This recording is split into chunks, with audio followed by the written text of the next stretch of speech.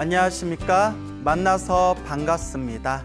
소중한 나, 무한 행복, 소나무 시간입니다. 부처님의 머리를 깎고 출가한 제자들을 비구라고 부릅니다. 비구. 그래서 인도에서는 비쿠라고 합니다. 비쿠. 그리고 이제 우리 한문 발음으로는 비구라고 이제 부르고 있습니다. 비구라는 뜻은 걸식하는 자라는 뜻입니다. 걸식하는 자, 얻어먹는 자라는 뜻입니다. 즉 얻어먹고 다니는 분들을 이제 비구라고 부르게 됩니다. 얻어먹기는 얻어먹는데 그 속에는 더 깊은 뜻이 함축되어져 있습니다. 얻어먹는다라는 뜻은 위로는 깨달음을 구하고, 위로는 깨달음, 진리를 구하고, 위로는 깨달음과 진리를 얻고, 아래로는 신도들이 복을 짓게 하기 위해서 얻어먹는다, 음식을 얻어먹는다. 위로는 깨달음을 구하고 아래로는 음식을 구한다. 얻어먹는 자라는 뜻이 있습니다. 그래서 이 비구 스님들이 이 바리떼라고 하죠. 바루를 들고 집집마다 그 불자분들에게, 신도들에게 혹은 중생들에게 이제 음식을 얻는 것을 또 탁발이라고 부릅니다. 탁발.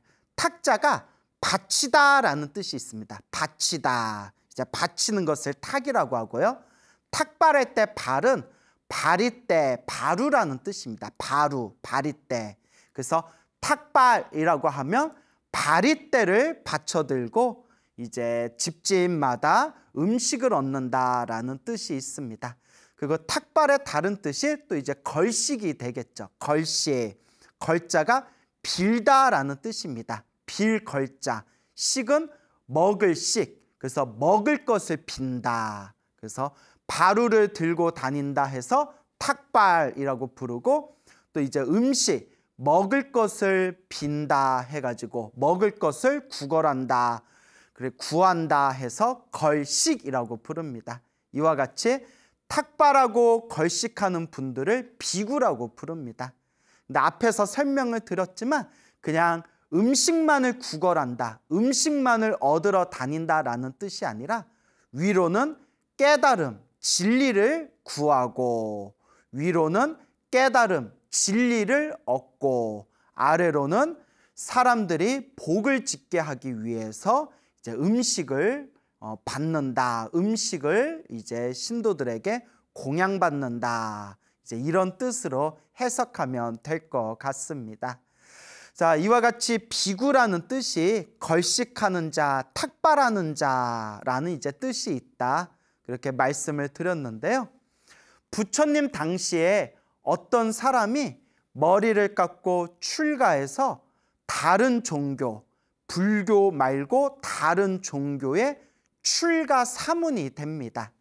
사문이라는 뜻은 인도에서는 슈라마나라고 부릅니다. 인도 산스크리트어로 슈라마나라고 하는데, 머리를 깎고 집을 떠나서 수행을 하는 출가자를 통틀어서 슈라마나, 사문이라고 부릅니다.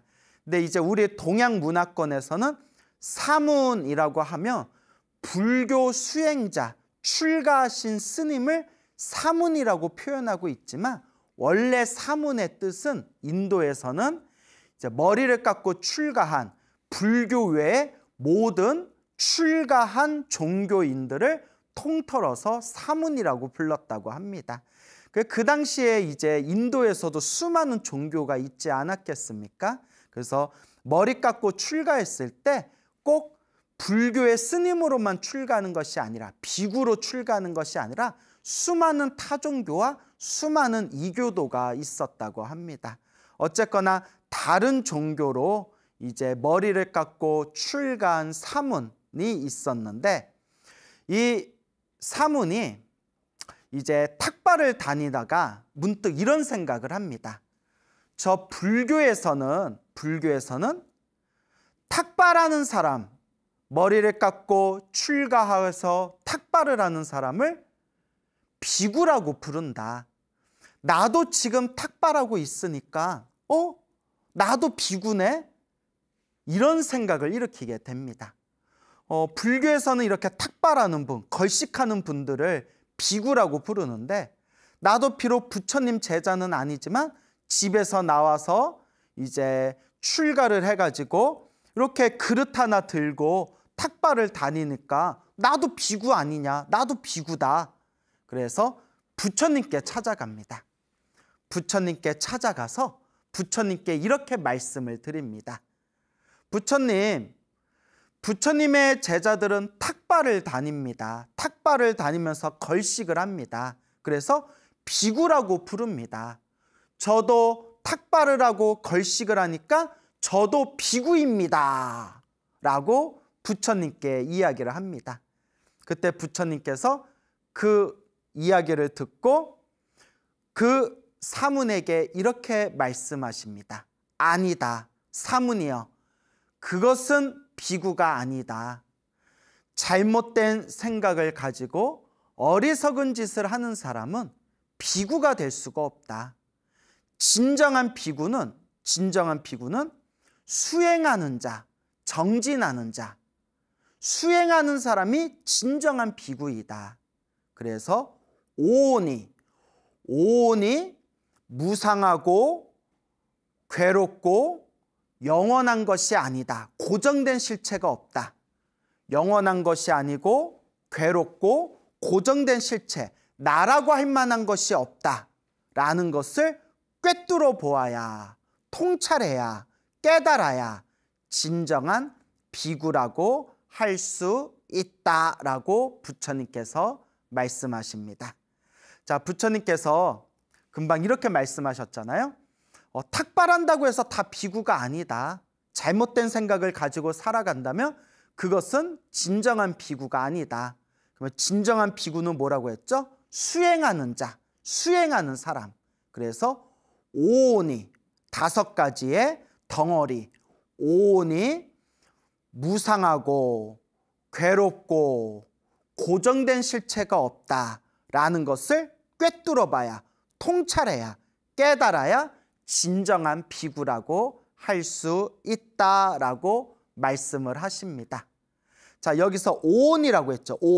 오온은 불교에서 말하는 육체와 정신을 5가지로 분류하며 오온이 된다고 합니다.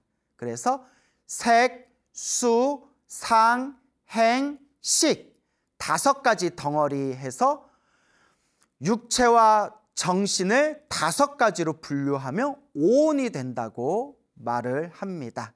그래서 여러분들, 우리 불자라면 반드시 외워야 되는, 기본적으로 모두 다 암기하고 있는 반야심경에 보면 관자재 보살이 깊은 반야바라 밀다를 행할 때 오온이 모두 공함을 비추어 보고 온갖 괴로움에서 건너느니라 라는 구절이 있지 않습니까? 관자재 보살 행심 반야바라 밀다시 조견 오온 개공. 오온이라는 게 반야심경에도 딱 나오죠. 오온이 모두 공함을, 모든 것이 텅 비어 있음을 꿰뚫어 보고 비추어 보고 모든 고통에서 벗어났다. 그래서 이 오온, 색, 수, 상, 행, 식, 이것이 영원하지 않고 무상하고, 무상하다는 것은 영원하지 않고 괴롭고, 그리고 무아, 나라고 할 만한 고정된 실체가 없다라는 걸 꿰뚫어 봐야 된다라고 부처님께서 설법하고 계십니다. 자, 오온이라고 할 때 색수 상행식이라고 했죠. 색이라는 것은 요 몸뚱아리, 물질, 요 몸뚱아리를 뜻합니다. 육체, 물질로 이루어진 이 몸뚱아리를 색이라고 하고요. 그리고 몸뚱아리가 있으면 좋은 느낌, 싫은 느낌, 좋지도 싫지도 않은 느낌이 있겠죠. 그 느낌을 수라고 합니다. 수. 그리고 느낌이 있으면 그 느낌에서 파생되어지는 생각이 있죠. 생각. 이렇게 이미지가 떠오르거나 어떠한 언어가 떠오르는, 언어라든가 이미지라는 어떠한 생각, 이것이 상입니다. 상. 그래서 생각할 상이라고 하죠. 상. 그리고 이런 생각들이 복잡한 그런 어떤 복잡한 정신적인 의지작용을 일으키면 그것을 행위라고 부릅니다. 그래서 우리는 흔히 생각에 꼬리에 꼬리를 무는 생각의 흐름들을 행위라고 흔히 이제 표현을 합니다. 그래서 이와 같이 모든 정신적인 작용을 통해서 컵을 보면 컵이라고 인식하고, 물을 보면 물이라고 인식하고, 불을 보면 불이라고 인식하고, 이렇게 무언가를 어떠한 대상을 인식하는 것을 식이라고 부릅니다.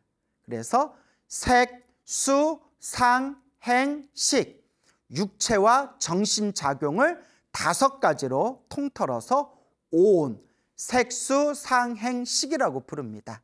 그런데 우리 중생들은 이 육체와 정신이라는 게 무언가 영원한 것이 있고, 무언가 집착할 만한 즐거움이 있고, 그리고 나라고 할 만한, 내 것이라고 할 만한 고정된 실체가 있다라는 이러한 육체와 정신에 대한 집착심 때문에, 더 정확히 말하면 색, 수, 상, 행, 식이라는 이 오온에 대한 집착 때문에 끊임없이 번뇌와 망상의 흐름 속에서 생사윤회, 태어나고 죽고 태어나고 죽는 수레바퀴와 같은 이러한 윤회의 삶을 반복하고 있다고 합니다.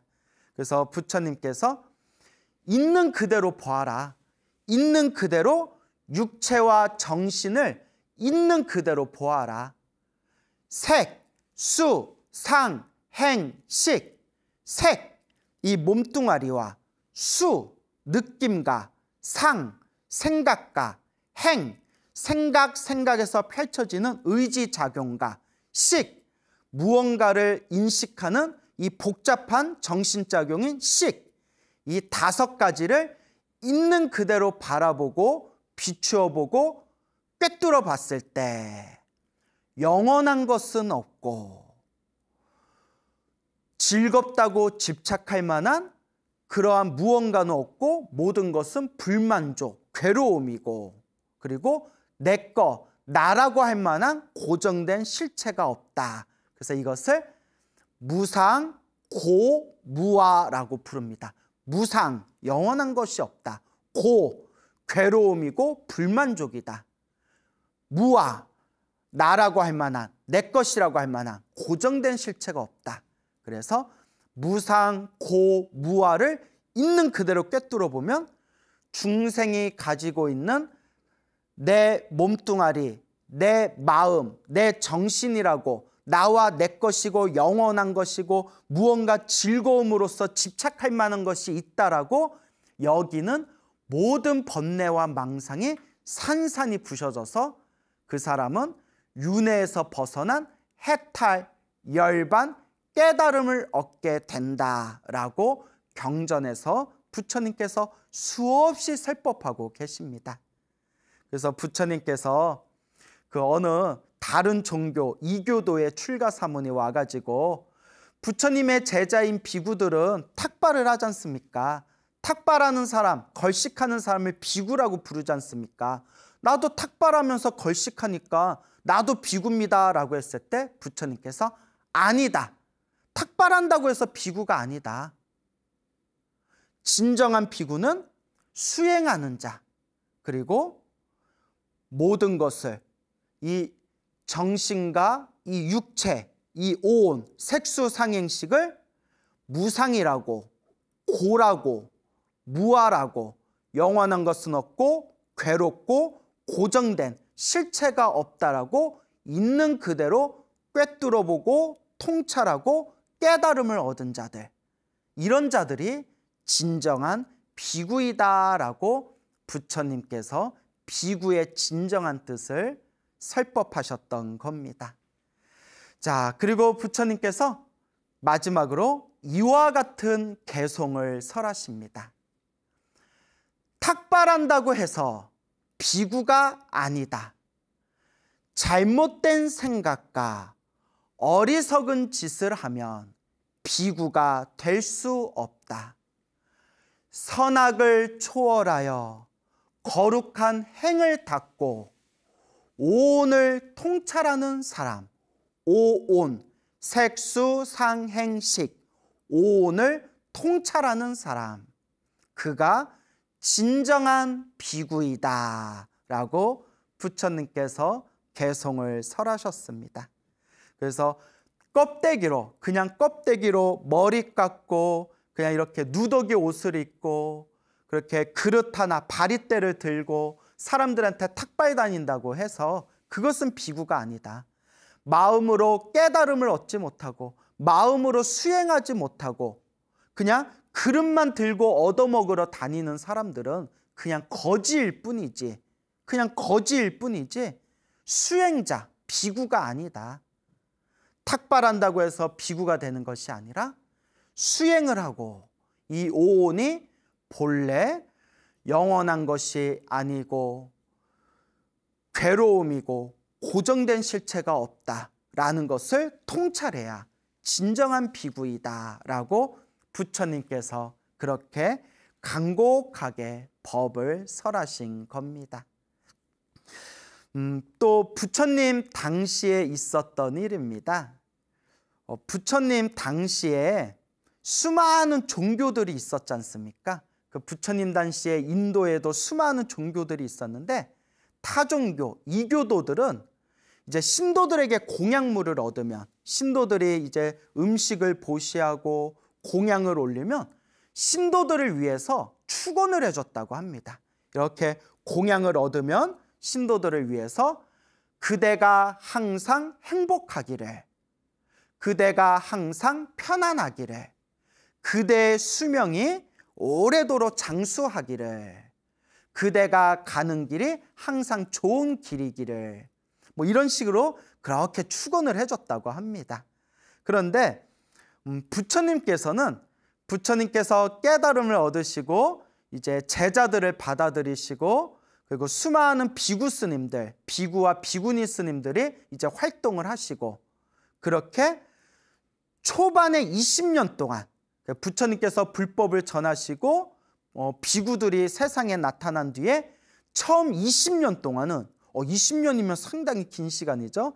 왜냐하면 부처님께서 35살에 깨달음을 얻으시고 그리고 80살에 요 세상을 떠나셨으니까 45년 동안 설법을 하셨잖아요. 45년 중에서 첫 20년 동안은, 전반기 20년 동안은 비구들에게, 비구니들, 이 출가 수행자들에게 신도들에게 공양을 얻었을 때 축원을 하지 말아라 라고 그렇게 처음에는 이렇게 계율이 있었다고 합니다. 모르겠어요. 제가 본 책엔 그렇게 나오더라고요. 그래서 처음 20년 동안은 비구가 축원을 하는 것을 부처님께서 허락하지 않으셨다. 이제 이런 내용이 나옵니다. 근데 2년도 아니고 20년이면 상당히 긴 시간이잖아요. 자, 그런데 이게 오랫동안 시간이 흐르다 보니까 많은 신도들이 불만을 토로합니다.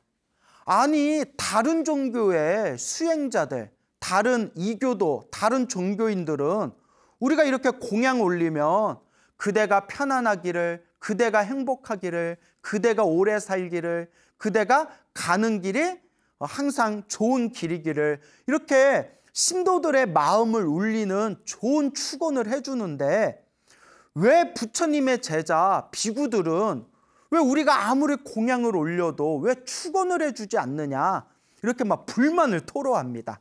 그렇죠. 이제 신도들 입장에서는 이제 이렇게 뭐 스님들에게, 종교인들에게 뭐 이렇게 뭔가 이렇게 공양을 올리면 그래도 중생심에 뭐 기본적으로 우리 중생들이 탐욕과 성냄과 어리석음이 있잖아요. 좀 잘 먹고 잘 살았으면 하는 마음, 누군가 나에게 기분 좋은 달콤한 소리를 해줬으면 하는 마음, 그런 게 이제 중생들 마음에 다 깔려 있잖아요. 솔직히 말하면.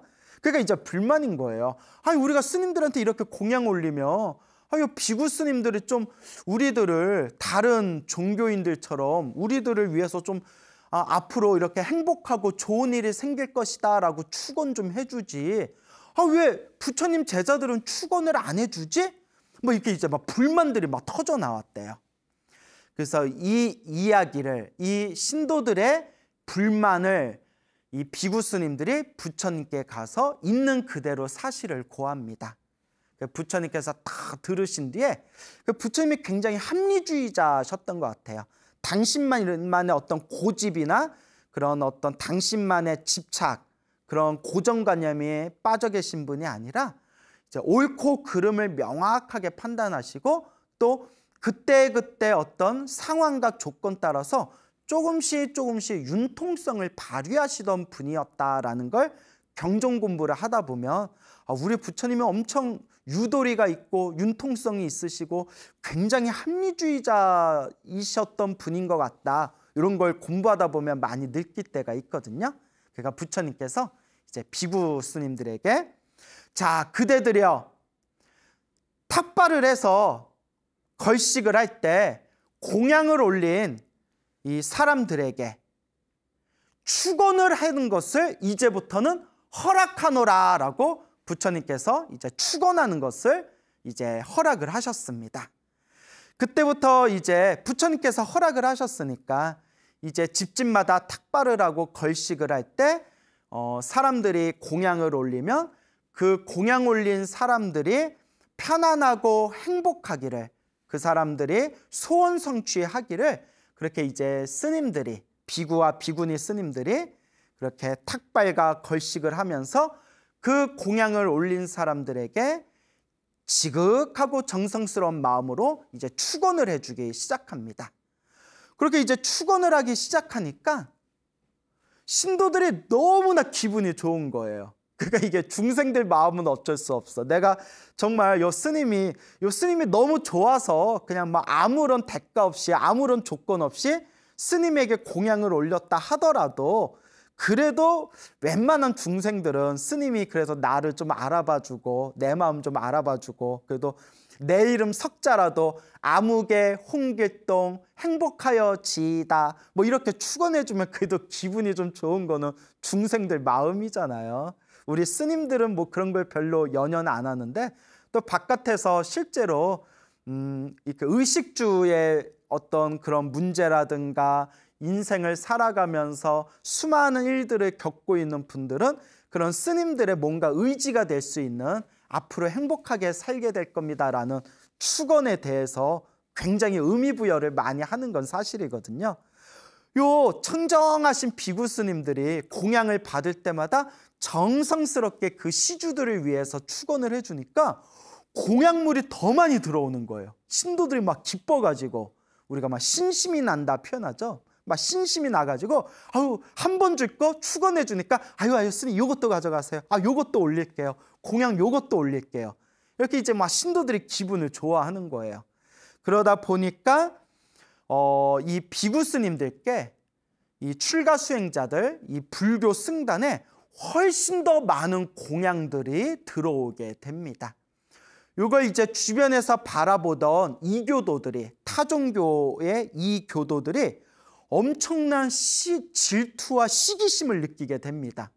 으이씨, 비구들이 축원을 하면서부터 공양물이 저쪽으로 더 많이 가고 있어. 우리 공양물이 줄어들고 있어. 으이씨, 막 이렇게 질투와 이제 시기심이 일어나면서 막 이제 비방을 하기 시작합니다. 부처님과 이제 비구 스님들을 막 비방하기 시작해요. 막 비방을 하면서 성자는 침묵을 지켜야 된다. 성자는 거룩한 자, 성자는 말이 없어야 된다. 그런데 저 비구들은 왜 저렇게 말이 많냐? 아마 축원을 좀 길게 해줬나 봐요.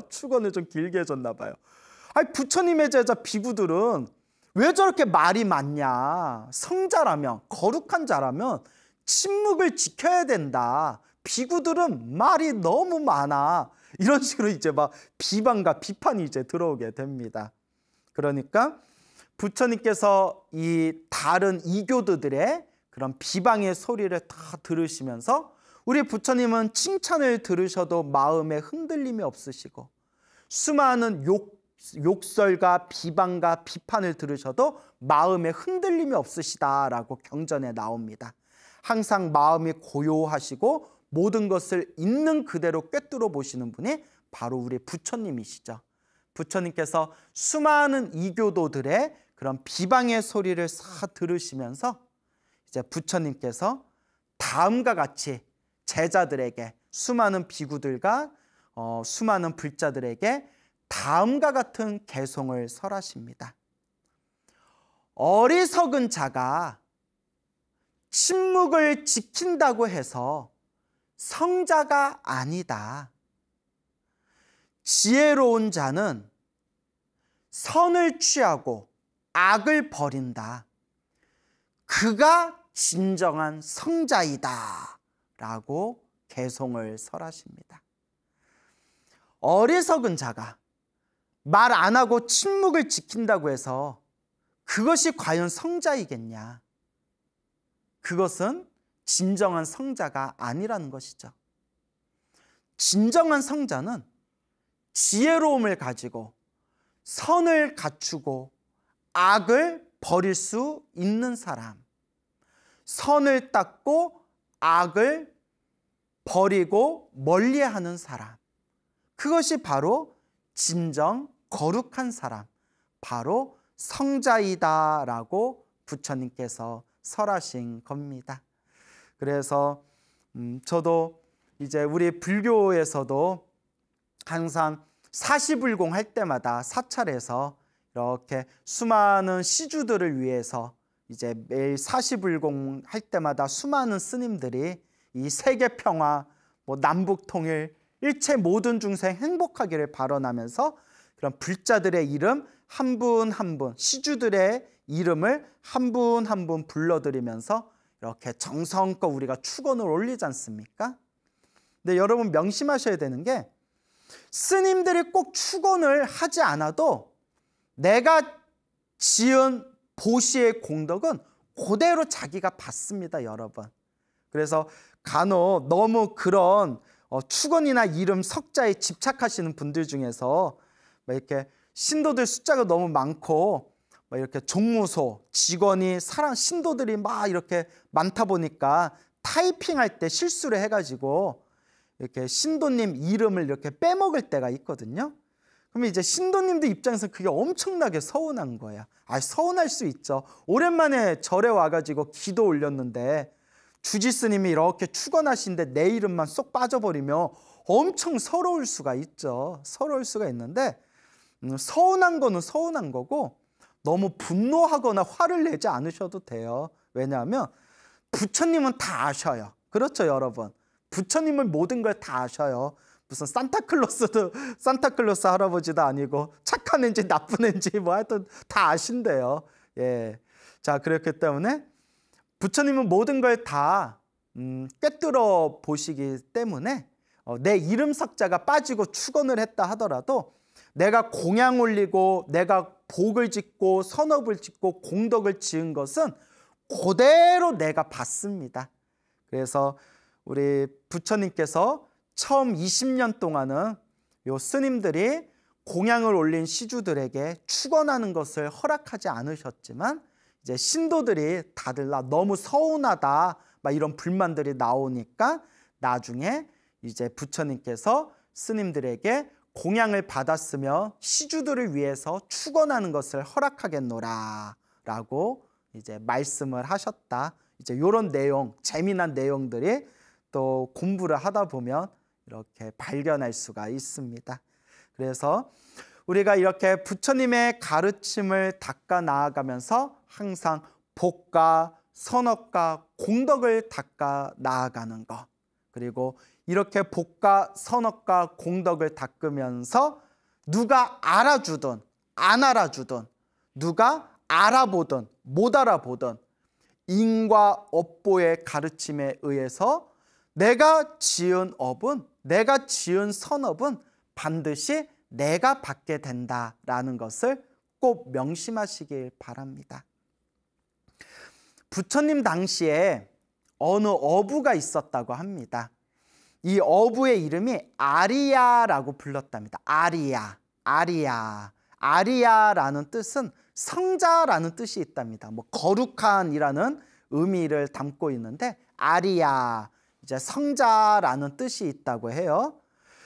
근데 이 어부인 이 아리아가 과거 전생에 어떤 특별한 성근, 공덕이 있었는지 석가모니 부처님께서 저 강가에서 물고기를 잡고 있는 저 어부 아리아가 이번 생에 수다원가를 얻을 수 있는, 수다원이라는 깨달음을 얻을 수 있는 인연이 무르익었음을 그렇게 부처님께서 꿰뚫어 보시게 됩니다. 자, 수다원이라고 다 아시죠? 그동안 많이 설명을 드렸잖아요. 그래서 부처님의 제자로서 모든 번뇌와 욕망이 사라진, 모든 번뇌가 소멸한 거룩한 성자를 아라한이라고 합니다. 아라한. 그리고 아라한이 되는 데 있어서는 이제 단계가 있다고 했죠. 1단계가 수다원, 2단계가 사다함, 3단계가 아나함, 마지막 4단계가 아라한입니다. 아라한, 모든 번뇌와 욕망이 사라진 거룩한 성자, 아라한. 그래서 수다원, 1단계 수다원을 깨달음을 얻으면 7생 안에, 몇 생? 7생 안에 아라한이 될 수가 있다고 합니다. 그러니까 아라한이 되는 하이패스가 바로 수다원이에요. 내가 수행을 열심히 해서 깨달음을 얻으면 7생 안에 태어나고 죽고 태어나고 죽는 것을 7번 안에 저 거룩한 성자 아라한이 될 수 있다고 합니다. 그래서 수다원, 사다함, 아나함, 마지막 아라한, 거룩한 성자의 깨달음의 세계, 아라한, 이렇게 이제 깨달음의 경지가 펼쳐지게 됩니다. 그러니까 경전에서는 이번 생에 1단계인 수다원가만 얻어도 이 우주를 다스리는 하늘의 신보다도 훨씬 더 고귀한 존재다. 이렇게 이제 경전에서 수없이 이야기하고 있습니다. 우리는 하늘의 신이 위대하고 고귀하고 훌륭할 거다 생각하지만 우리 부처님께서 하늘의 신들조차도 윤회에서 벗어난 존재가 아니다. 오히려 윤회에서 벗어날 수 있는 아라한을 보장받은 이 수다원의 깨달음이 이 우주를 다스리는 신들보다도 훨씬 더 고결하고 고귀한 존재들이다라고 부처님께서 설법하셨습니다. 그래서 부처님께서 저 어부 아리아가 이번 생에 수다원이 될 수 있다, 이번 생에 수다원이 될 수 있는 인연이 있다라는 걸 꿰뚫어 보시고 이제 수많은 제자들과 함께 이제 마을에 가셔서 이제 탁발을 하시고 탁발을 다 마치시고 난 뒤에 일부러 제자들과 길을 뺑 돌아가서 어부 아리아가 낚시하고 있는, 물고기 잡고 있는 곳으로 일부러 그쪽으로 이제 걸음을 옮기십니다. 부처님은 다 깊은 뜻이 있으신 거예요. 그래서 이제 수많은 제자들과 일렬로 부처님께서는 제자들과 길을 걸으실 때 그 군대에서처럼 이렇게 일렬로 열을 맞춰가지고 이렇게 거룩하게 땅바닥을 바라보고 몸과 마음을 관찰하면서 거룩하게 걸음을 옮기셨다고 합니다. 그래서 500명의 스님들이 1250인의 수많은 큰 스님들이 부처님과 함께 길을 걸을 때에도 그 바닥에서 먼지가 일지 않았다고 합니다. 아주 천천히, 아주 그렇게 고귀하게 그렇게 몸과 마음을 관찰하면서 아주 천천히 걸음을 점잖게 옮기셨기 때문에 1000명의 스님들이 걸음을 걸었어도 흙바닥에서 먼지가 일어나지 않았다. 뭐 이런 이야기가 있을 정도예요. 우리는 뭐 혼자서 쫄래쫄래 걸어도 막 먼지가 폴락폴락 일어나지 않습니까? 철상 맞아가지고. 근데 이제 부처님과 부처님의 제자분들께서는 그렇게 점잖고 거룩하고 항상 안정되셨다는 겁니다. 자, 그래서 부처님께서 어부 아리아가 있는 곳으로 싹 오니까 어부가 깜짝 놀래가지고 아리아가 깜짝 놀라서 부처님이 웬일로 여기 오시지 하고 가지고 있던 낚싯대를 놓아버리고 부처님이 이제 지나가시니까 자리에서 이렇게 일어나서 이렇게 한쪽에 서가지고 거룩한 부처님을 향해서 이렇게 합장반배를 올립니다. 그때 부처님께서 아리아 앞에서 잠시 걸음을 멈추신 뒤에 뒤를 돌아보시고 당신의 제자들에게 이름을 하나하나 물어보십니다. 부처님이 제자들 이름을 모를 리가 없잖아요. 근데 일부러 다 이렇게 제자들의 이름을 한 분 한 분 이름을 이제 물어보십니다. 그대의 이름은 무엇이냐? 예, 저는 사리불입니다. 그대의 이름은 무엇이냐? 예, 저는 목걸련입니다. 이런 식으로 한 분 한 분 스님들의 이름을 이렇게 물어보신 뒤에 갑자기 아리아를 쳐다보면서, 어부 아리아를 쳐다보면서 그대는 이름이 무엇인가? 그러니까 어부 아리아가 예, 저는 아리아입니다 라고 자신의 이름을 대답합니다. 근데 아까 뭐라고 했죠? 아리아라는 뜻이 성자라는 뜻이 있다고 했죠. 부처님께서 저의 이름은 아리아입니다 라는 그 어부의 이름을 부처님께서 딱 들으시고, 아리아는 성자라는 뜻이 있다고 했잖아요. 아리아, 성자, 아리아. 물고기를 잡으면서 살생을 하는 사람이 어찌 성자일 수 있겠는가, 이렇게 이야기를 하시는 거예요. 그 불교에서는 첫 번째 덕목이 불살생이잖아요. 살생하지 말아라. 근데 이제 비록 직업이라서 어쩔 수는 없지만 그 물고기를 잡고 있는 어부에게 그대는 물고기, 살아있는 생명을 해치고 있는데 살아있는 생명을 죽이는 사람이 어떻게 아리아일 수 있겠느냐. 그래서 살짝 말장난이죠. 이름이 아리아인데 부처님께서는 살짝 비틀어가지고 생명을 죽이고 있는데, 물고기를 잡아서 살아있는 생명을 해치고 있는데 그게 어떻게 아리아, 성자이겠느냐. 근데 여기서 이제 중요한 게 있어요. 부처님은 모든 말씀 하나하나, 모든 손짓, 발짓 하나하나에 다 깊은 뜻이 있다고 합니다. 이제 요새 애들 말로 다 큰 그림이 있으세요. 다 큰 그림이 있으십니다. 그래서 부처님께서 그냥 어부들한테는 절대 이런 얘기 안 하십니다. 괜히 어부 열심히 직업 때문에 열심히 물고기 잡고 있는 사람들한테 이런 이야기하면 시비 거는 게 될 수 있잖아요. 근데 서두에도 말씀드렸지만 부처님께서 오늘 저 어부 아리아가 수다원이라는 깨달음, 수다원가를 얻을 수 있는 인연이 무르익었다라는 것을 부처님께서 꿰뚫어 보셨기 때문에 부처님께서 일부러 어부 아리아에게 가서 이런 식으로 이제 말을 살짝 비튼 겁니다. 아리아, 성자, 아리아. 생명을 해치는 사람이 어찌 아리아, 성자일 수 있겠는가. 그러면서 뭐 어쩔 줄 몰라 하는 어부 아리아에게 부처님께서 이와 같이 개송을 설하십니다. 생명을 해치는 사람은 성자가 아니다. 모든 생명을 해치지 않는 사람, 그가 진정한 성자이다 라는 개송을 딱 듣는 순간 그 자리에서 어부 아리아가 아라한이 되는 4단계의 깨달음 중에 첫 번째 깨달음, 수다원가를 증득하게 됩니다. 이른바 성인의 경지에 들어오게 된 거죠. 근데 참 놀라워요, 여러분. 사실 사람을, 생명을 해치는 사람은 성자가 아니다. 모든 생명을 해치지 않는 사람, 그가 진정한 성자이다. 사실 이게 별 내용 없잖아요. 사실 아무리 생각해도 뭐 특별한 내용, 어려운 내용이 없잖아요. 그런데 그냥 이렇게 별로 특별하지도 않고 어렵지도 않은 이런 내용을 그냥 귀로 들은 것만으로도 그 자리에서 수다원이라는 엄청난 깨달음을 바로 얻게 됩니다.